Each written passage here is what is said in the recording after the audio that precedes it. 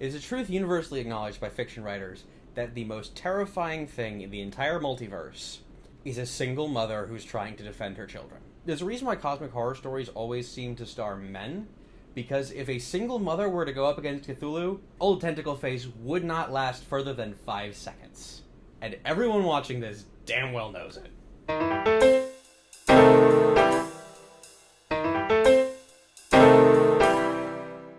Hello, welcome to the Book Cafe, reader of fantasy, reviewer of books, interviewer of authors. If you're new here, I'm sure there's a subscribe button around here somewhere. And if you've been here before, welcome back, glad to have you. A little less than a week ago, we reviewed Brandon Sanderson's novella, The Emperor's Soul, which you can watch on the link that just popped up. I got a comment on that video from Mike Lockman, which said, "The Emperor's Soul is solid, though I prefer another Sanderson novella, Shadows for Silence in the Forests of Hell. Any chance you can review that?" So that's exactly what I'm doing today, reviewing Shadows for Silence in the Forests of Hell, which is, god damn, what a title. It was originally published in a collection of fantasy stories edited by George R.R. Martin called Dangerous Women. The idea behind it was that it's very easy to take the concept of dangerous women and have it be, women on the battlefield or women who are, assassins or whatnot. To take women and have them doing traditionally masculine things, which, I'm sure we're all aware the idea of traditionally masculine or feminine anything is crap. But Sanderson said that he wanted to show a different side of dangerous. A woman who is not so much an action hero, who is still someone you do not want to cross in the dead of night. And that is what Silence Montaigne Forescout is. She is an older woman past her prime, single mother, taking care of her own daughter and a child she adopted, in what is most likely the most dangerous world in Sanderson's writings. So the setting of the story is on a world called Threnody, which is a synonym for a dirge, or a funeral song. It's a very appropriate name for a world, so that should give you a bit of an idea of what we're going into here. A few generations back, the continent where most of the people on Threnody lived was destroyed by some nebulous force called the Evil. They never explain what it is. Whatever it was bad enough that the entire surviving population of that continent has moved to a place called the Forests of Hell. So called because it's full of what appear to be ghosts who will attack anyone who violates their 3 rules. 1, no drawing the blood of others. 2, no kindling flame. And 3, no quick movements after nightfall. Anyone who breaks these simple rules will quickly find themselves being attacked by the Shades, whose touch will wither them down to desiccated skeletons. The Shades can walk through anything except for silver, which can only repel them once.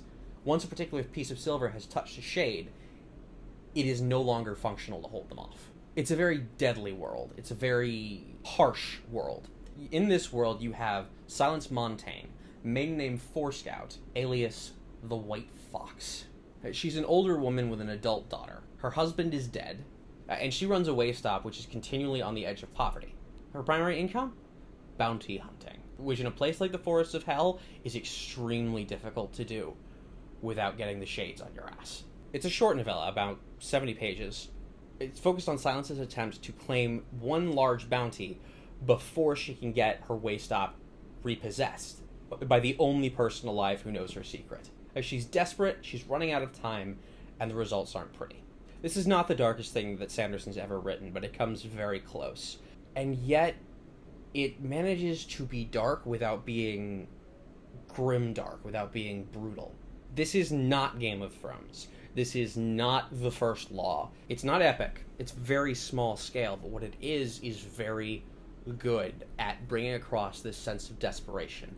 Silence is an excellent character. Her relationship with her dead grandmother is a fantastic bit of character work that gets dropped in throughout, based on how she resents her grandmother for how she treated her growing up, but also is very much aware that that horrible treatment is the only reason why she survived as long as she did. And on the flip side, how she vowed to raise her own daughter with kindness, but is worried that this is going to leave her daughter unprepared for the realities of the world they live in and get her killed. It's very rare to see a character who is in this bad of a situation, who knows how terrible their world is, choose kindness. And I feel like that shows off a lot of the strength of the character of Silence Montaigne. And I feel like it is the best choice Sanderson could have made. Because what makes her dangerous is not her badassery or her snarkiness or her, she's not the Hulk. She's not Jaime Lannister. She's not any of those people. What she is a very strong, very desperate woman trying to protect her children from a very bad situation.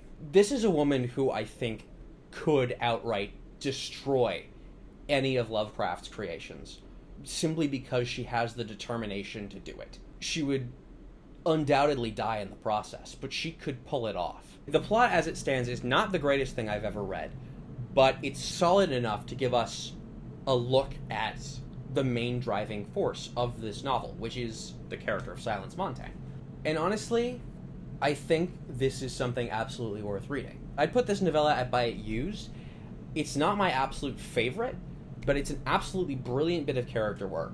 It's a quick read, it's pretty cheap, so definitely pick it up if you can. The Amazon link is in the description below. Have you read Shadows for Silence? What did you think? Do you agree with my assessment? Do you disagree? Let me know in the comments. Start a conversation. I'd love to hear your thoughts. If you enjoyed this video, be sure to show it by clicking the like button. Click on the dragon on this side of my head to subscribe, and the video box on this side to watch our review of The Emperor's Soul. I am planning another writer's table for Monday, so I will see you then, and until then, read good fantasy.